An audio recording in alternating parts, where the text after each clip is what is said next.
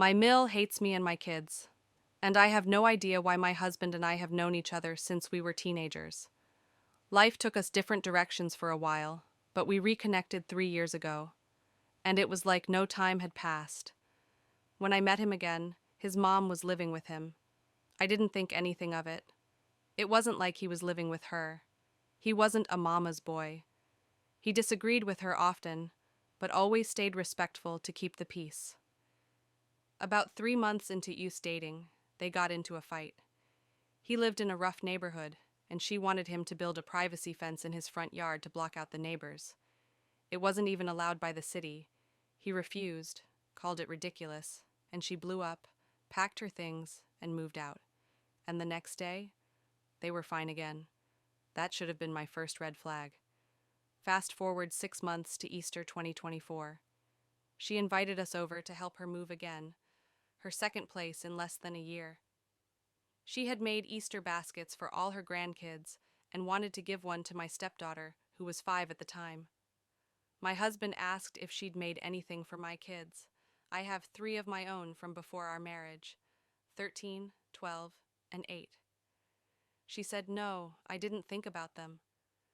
I brushed it off and said, "It's fine, they're too old for baskets anyway." She insisted on making them one, and said she'd make extras for the other grandkids later. I didn't think much of it, but apparently she did. When she moved again, she asked to store some of her things in our garage. I agreed, gave her 6 months to come get them. But those 6 months turned into 8. Every time we asked, she had an excuse. The dog, the distance, snakes, spiders. You name it, she hated it. Finally, I offered to help her sell the stuff. She agreed, so I listed her old furniture, plates, and decor on Facebook Marketplace. They were priced low, fair for what they were, but then she found out.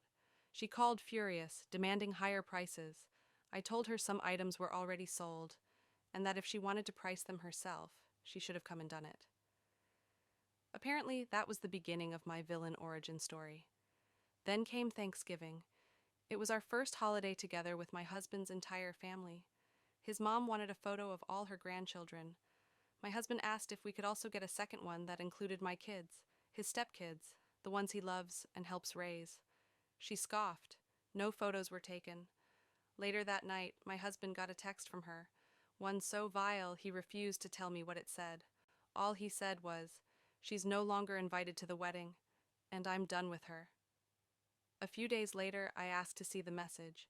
He warned me it was bad. He wasn't wrong. She told him I would ruin his life, that marrying me was the biggest mistake he'd ever make. She called my children horrible, said she'd never consider them her grandkids. She even said that my kids ruined her Thanksgiving and had ruined Easter months earlier because she shouldn't have to make baskets for kids who aren't hers, and that's when I finally understood. It wasn't about a fence or furniture or even a Facebook post. She hates me because I came with a life that didn't revolve around her, and she hates my kids simply because they exist. So now, she's out of our lives. No contact, no invites, no more second chances. I still don't know why she hates us, but at least now she doesn't get to show it anymore. Part 2. After I read the text message my mother-in-law sent my husband after Thanksgiving, we sat down and had a long, honest conversation. He told me this kind of behavior wasn't new for her. Apparently, she's had issues with every partner her kids have ever had, my sisters-in-law's boyfriends, my brother-in-law's girlfriends. None of them ever made it out unscathed.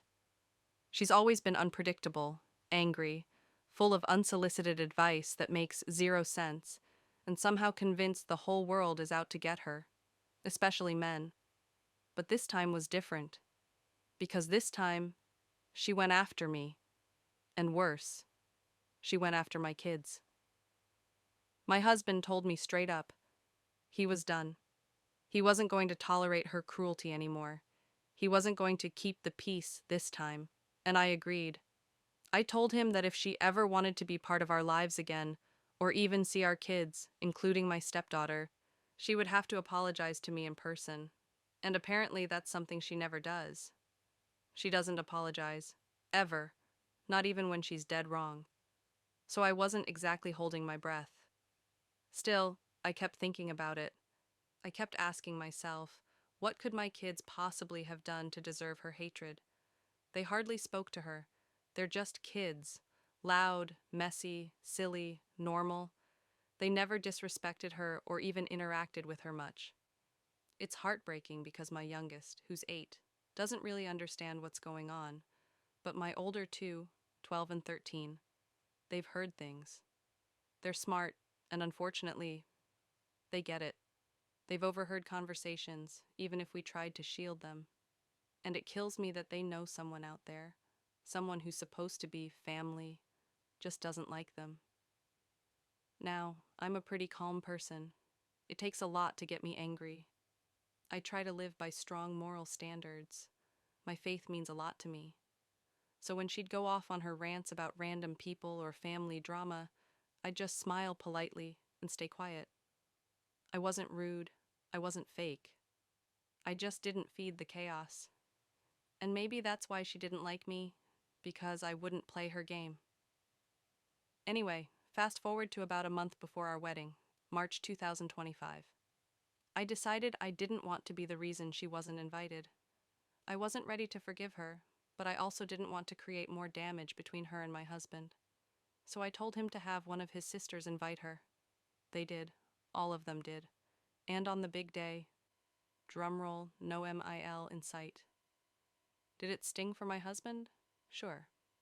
But it didn't ruin our day. Not even close. We had the most beautiful wedding, surrounded by people who actually love us. And honestly, her absence made it even more peaceful. We're happily married now, and we've kept our no contact rule, because until she's ready to show up, literally and emotionally, and apologize in person, she stays out of our lives. I still don't know why she hates me or my kids, but at this point, I don't need to. Because her hatred doesn't define us, our peace does.